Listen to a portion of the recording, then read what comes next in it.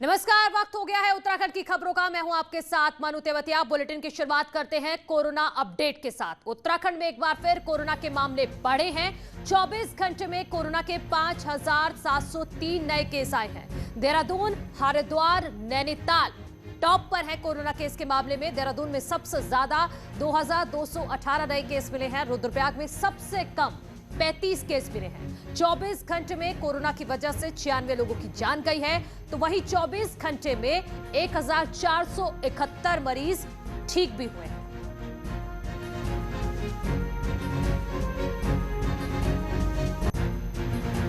इसी बीच राज्यसभा सांसद अनिल बलूनी ने वीडियो कॉन्फ्रेंसिंग के जरिए पौड़ी और उत्तरकाशी के सीएमओ से बात की है। इस दौरान उन्होंने कोरोना संकट के बीच स्वास्थ्य सेवाओं को लेकर चर्चा की है। साथ ही सांसद निधि से लगवाए गए आईसीयू के बारे में भी जानकारी ली है। अनिल बलूनी ने कहा है कि कोरोना को देखते हुए स्वास्थ्य सेवाओं को बेहतर करने की कोशिश हो रही है। राज्यसभा सांसद ने दोनों सीएमओ से इस बात पर भी जानकारी ली कि अगर नए आईसीयू लगवाने हैं तो उसके लिए आगे क्या करना होगा। राज्यसभा सांसद अनिल बलूनी ने दोनों जिलों में अपनी सांसद निधि से आईसीयू लगवाए थे, जो कोविड के दिनों में लोगों के काम आ रहे हैं। बलूनी ने कहा है कि भविष्य में उत्तराखंड के लिए जो भी बन पड़ेगा वो किया जाएगा। बलूनी ने संकट की घड़ी में स्वास्थ्य सुविधाओं को और बेहतर करने की वकालत की है। आज जो मेरा आप दोनों लोगों से सीएमओ पौड़ी गढ़वाल और सीएमओ उत्तरकाशी से जो बातचीत करने का कारण है कि जो दोनों जगह पर मेरे सांसद निधि से आईसीयू बनाए गए थे, मैं जानना चाहता हूं कि वे आईसीयू कैसा काम कर रहे हैं, उस आईसीयू से कितना लोगों को लाभ हो रहा है।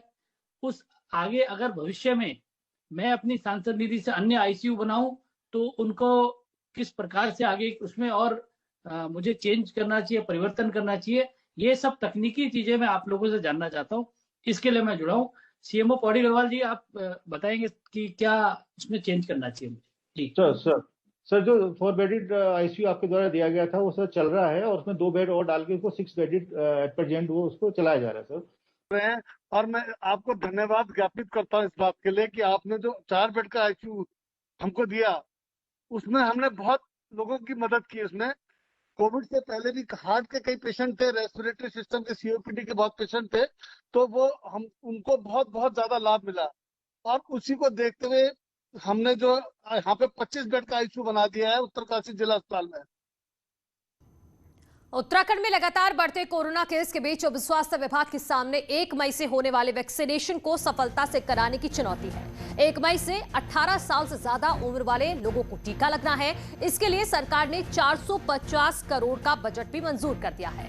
1 मई से 50 लाख लोगों को वैक्सीन लगाने के अभियान की शुरुआत की जाएगी।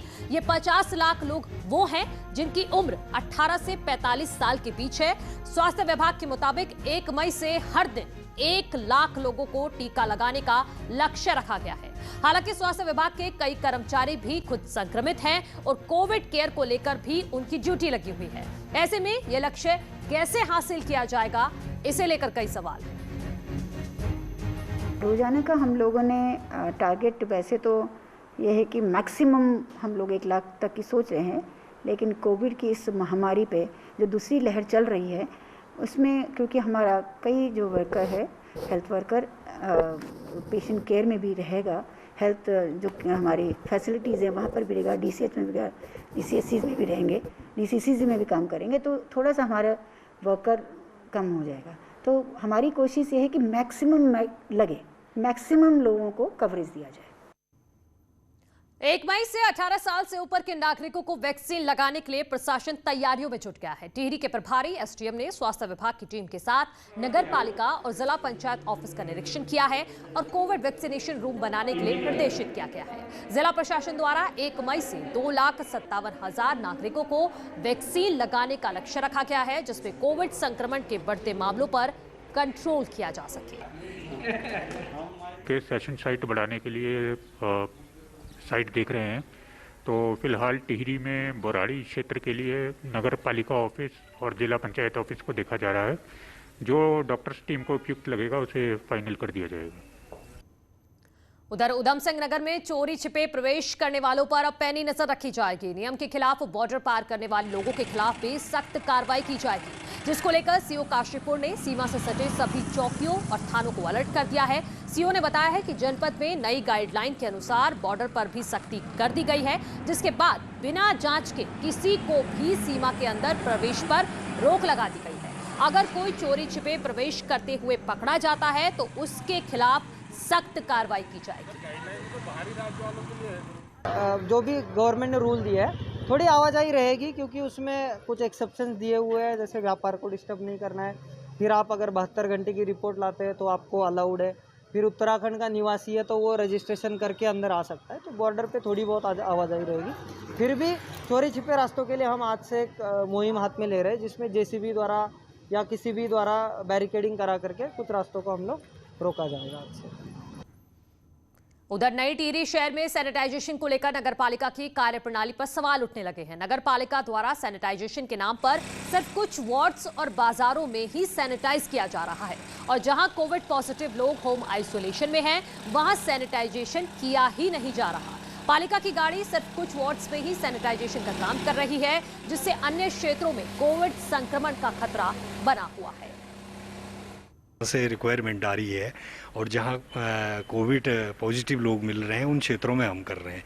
और जहां तक ये लोगों का कहना है कि हमारे घर घर में करो, तो वो काम होना संभव है, लेकिन हम अपनी तरफ से पूरी कोशिश कर रहे हैं कि हम प्रत्येक वार्ड के प्रत्येक मोहल्ले तक पहुंचें।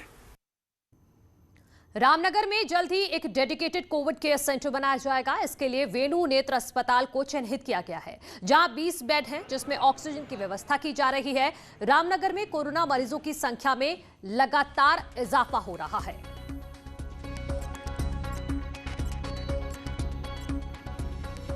तो अब हम लोगों का शासन का एक वो दृष्टिकोण ये बना है कि हम यहाँ पे वेणु हॉस्पिटल जो है उसको एक्वायर कर लें, कि 20 बेड के करीब हैं उसमें, और वहाँ पे ऑक्सीजन सप्लाई और वो सब सुचारू करके एक डीसीसी यहाँ पे बना दें। तो उसकी प्रक्रिया हमारी चल रही है, गतिमान है, और जितना जल्दी हो सकेगा हम चाहेंगे कि उसको शुरू कर दें। खबर चंपावत से है। बनबसा जुगबड़ा पुल पर प्रशासन ने सख्ती शुरू कर दी है। बाहर जिलों या राज्यों से आने वाले लोगों का कोविड टेस्ट किया जा रहा है। बाहर राज्यों से आ रहे हैं, जैसे पंजाब हरियाणा से, और बड़ी सख्ती से यहाँ पर जाँच की जा रही सबकी। और रोज लगभग 500 550 RT-PCR और एंटीजन लगभग 100 डेली हो जाते हैं यहाँ पर। और आज ही एंटीजन हुआ, उसमें 5 लोग पॉजिटिव निकले हैं, और कल परसों ज़्यादा पॉजिटिव निकले हुए थे यहाँ पर। उधर टिहरी में लगातार बढ़ रहे कोरोना संक्रमण के मामलों को देखते हुए अब प्रशासन ने होटल्स को हायर किया है, जिसे क्वारंटीन सेंटर्स में बदलकर उनमें कोविड संक्रमित मरीजों को रखा जाएगा। फिलहाल 4 होटल्स को हायर किया गया है और एक होटल क्वारंटीन सेंटर के रूप में चल भी रहा है। अभी 4 सेंटर हायर किए गए हैं, लेकिन एक ही में व्यवस्था दुरुस्त की गई है, क्योंकि हमारी डॉक्टर्स की टीम जो है, जो कुछ कुंभ में भी गई हुई है, और कुछ जो डॉक्टर्स की टीम है वो वैक्सीनेशन में, टेस्टिंग में, बाकी सेंटर्स को मैनेज करने में लगी हुई है। ओपीडी भी सारी चल रही है, तो इसलिए अभी हमने एक ही सेंटर को एक्टिवेट किया है, और जैसे जैसे जरूरत पड़ेगी तो हम वहाँ टीम डिप्लॉय करके दूसरे सेंटर्स, क्योंकि अभी हमारे डॉक्टर्स भी आने वाले हैं, बाकी उपनल से भी स्टाफ नर्स और कई वार्ड बॉय वार्ड आया। अल्मोड़ा निर्माणाधीन मेडिकल कॉलेज को कोविड अस्पताल बनाया गया है। कोरोना की जांच से लेकर पॉजिटिव मरीज को भर्ती करना और ठीक होने तक घर भेजा जा रहा है। इस काम को डॉक्टर चंचल सिंह मार्छाल देख रहे हैं, जो सुबह से लेकर देर रात तक यही काम करते हैं। कोरोना काल में मरीजों को लाने और छोड़ने में कई चालकों में नौकरी छोड़ दी, लेकिन अल्मोड़ा में वाहन व्यवस्था की जिम्मेदारी डॉक्टर चंचल मार्छाल के पास है। मार्छाल ने कभी भी वाहनों की कमी नहीं होने दी। वो 1 साल से अपने गांव तक नहीं गए हैं। पिछले अप्रैल से जो है मैं ये काम देख रहा हूँ, क्योंकि जो है प्रवासी बहुत आगे थे, तो इस वजह से लोगों को लाना और ले जाना, कौन पॉजिटिव है कौन नेगेटिव है, ये पहले से वो नहीं था। तो सस्पेक्ट को भी हम रखे रहते थे, रिपोर्ट लेट आती थी, जिस वजह से जो है मैं अपने घर भी नहीं जा पाया। तो इस वजह से जो है उनकी सेवा में लगे रहना ये मेरे लिए चैलेंजिंग था। साथ में जो है जो हॉस्पिटल में और लोग को परेशानी ना हो और कोई समस्या आती थी, उनको भी हम देखते रहते थे और इनको जो है समाधान करते रहते थे। वहीं लगातार कोरोना के बढ़ते कहर के बीच बीजेपी प्रवक्ता और विधायक मुन्ना सिंह चौहान का कहना है कि हालत ठीक नहीं है, लेकिन उत्तराखंड में वैक्सीनेशन का काम तेजी से चल रहा है और लोग काफी जागरूक हैं। सीएम तीरथ सिंह रावत खुद मॉनिटरिंग भी कर रहे हैं। उम्मीद है कि जल्द ही इस पर काबू पा लिया जाएगा। लेकिन जिस रफ्तार से अभी चल रहा है तो फिर हमारा जो हेल्थ का इंफ्रास्ट्रक्चर वो ओवरवर्कड है, ओवरबर्डन्ड है, तो गंभीर चिंता का है। लेकिन उत्तराखंड में वैक्सीनेशन का काम बहुत ही शिद्दत से चल रहा है। लोग बहुत इसमें सहयोग कर रहे हैं, बहुत जिम्मेदारी का परिचय दे रहे हैं। माननीय मुख्यमंत्री जी आदरणीय तीरथ रावत जी निरंतर इसको व्यक्तिगत तौर पर रेगुलर बेसिस पर, डे टू डे बेसिस पर मॉनिटर कर रहे हैं। उधर राज्य का सबसे बड़ा अस्पताल दून अस्पताल में भी लगा नोटिस कि अस्पताल में कोई भी ऑक्सीजन बेड नहीं है। प्रशासन लगातार दावे कर रहा है कि उनके पास हर प्रकार की व्यवस्था है और कहीं भी ऑक्सीजन बेड की कोई कमी नहीं है, लेकिन सरकार और प्रशासन के दावे ये तस्वीर खोल रही है कि देहरादून का दून अस्पताल में एक नोटिस लगा है जिसमें लिखा है कि ऑक्सीजन बेड नहीं है। सरकार लगातार दावे कर रही है कि उनके पास ऑक्सीजन बेड से लेकर बेडिंग की कोई भी दिक्कत नहीं है, लेकिन हम अभी खड़े हैं राजधानी देहरादून के सबसे बड़े हॉस्पिटल में। देहरादून का ये सबसे बड़ा हॉस्पिटल है दून हॉस्पिटल। आप साफ देख सकते हैं कि यहाँ पे भी एक बोर्ड चस्पा हो गया है, इस पे साफ तौर पर लिखा है कि नो बेड ऑक्सीजन, यानी ऑक्सीजन का कोई भी बेड इनके पास उपलब्ध नहीं है।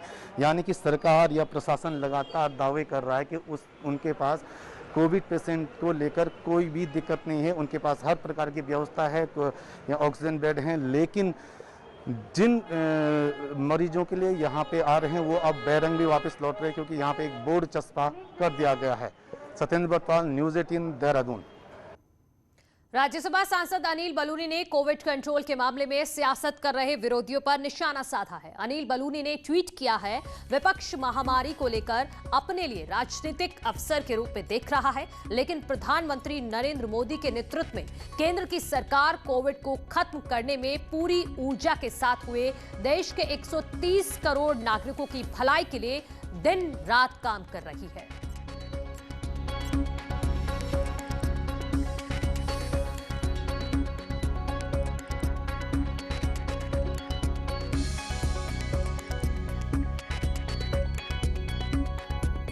उत्तराखंड में कोविड मरीजों को बेड से जुड़ी कोई दिक्कत ना हो, इसके लिए सरकार ने अपनी वेबसाइट पर हर तरह की जानकारी साझा की है। covid19.uk.gov.in के नाम से यह वेबसाइट के जरिए लोगों को राहत मिलने का दावा भी किया जा रहा है। उत्तराखंड में कोरोना के मामले लगातार सामने आ रहे हैं। ऐसे में वो लोग बेहद परेशान हैं जिनके यहाँ कोरोना के रोगी मिल रहे हैं। ऐसे में उत्तराखंड सरकार ने एक ऐसी वेबसाइट तैयार की है ताकि इन रोगियों के घर वालों को मदद मिल सके। कोविड-19 मैनेजमेंट से जुड़ी हुई ये वेबसाइट है। मैं आपको इस वेबसाइट दिखाता हूं। इस वेबसाइट का नाम है covid19.uk.gov.in। इस वेबसाइट पर जब आप जाएंगे तो आपको 3 सेक्शन नजर आएंगे, जिसमें availability of beds in hospital, उसके अलावा कोविड-19 टेस्ट स्टेटस रिपोर्ट, उसके अलावा होम आइसोलेशन से जुड़ी हुई आपको सारी रिपोर्ट्स मिलेंगी। लेकिन जो सबसे महत्वपूर्ण है वो है availability of beds in hospital. जब आप यहां पर क्लिक करेंगे तो आपको बेहद साफ नजर आएगा। यहां पर है विदाउट ऑक्सीजन बेड्स कितने हैं, विद ऑक्सीजन बेड्स कितने हैं और आईसीयू बेड्स कितने हैं। और अगर आप किसी भी हॉस्पिटल में दाखिला चाहते हैं, आप सपोज करिए कि आप दूरस्थ चंपावत जिले में, अल्मोड़ा जिले में या फिर पिथौरागढ़ जिले में आपका पेशेंट है, तो आप पता लगा सकते हैं कि आखिर कितने आपके यहाँ बेड्स अवेलेबल हैं। बेड्स विदाउट ऑक्सीजन ये आपके यहाँ है, आपके यहाँ कितने अवेलेबल हैं और कितने टोटल बेड्स हैं। बेड्स विद ऑक्सीजन यानी ऑक्सीजन वाले बेड्स कितने हैं और आईसीयू बेड्स कितने हैं। ऐसे में सारे जो हॉस्पिटल्स हैं उनका जिक्र किया गया है इस पूरी की पूरी लिस्ट में। और सबसे बड़ी बात यह है कि इस लिस्ट में उन अधिकारियों का भी नंबर है जहां आप संपर्क कर सकते हैं। इन हॉस्पिटल में किन अधिकारी से आपको संपर्क करना होगा और वहां बेड्स की उपलब्धता के बारे में आप इस नंबर पर संपर्क कर सकते हैं। ये सारी जानकारियां इसमें बिल्कुल लेटेस्ट अपडेट की जा रही हैं। आज 27 तारीख है, 27 अप्रैल है और 27 अप्रैल को ही ये सुबह सुबह लगभग 10:30 बजे के आसपास पूरी की पूरी वेबसाइट अपडेट कर दी गई है। ब्रेक के बाद स्वागत है आप सभी का। हरिद्वार में आज चैत्र पूर्णिमा के मौके पर अंतिम शाही स्नान किया गया। कुंभ मेले का आखिरी शाही स्नान प्रतिष्ठात्मक ढंग से किया गया। साधु संतों के सभी अखाड़े बेहद सीमित संख्या में हर की पैड़ी पर पहुंचे और आस्था की डुबकी लगाई। सभी अखाड़े बेहद सादगी के साथ बिना बैंड बाजों के हर की पैड़ी पर पहुंचे। कोरोना के बढ़ते प्रकोप के बीच गंगा स्नान में शारीरिक दूरी बनाने के लिए मेला प्रशासन की ओर से लगातार अपील की गई और उसका असर भी दिखा। इसी के साथ इस बुलेटिन में इतना ही। आगे देखिए मेरी सहयोगी अपर्णा के साथ महाबहस।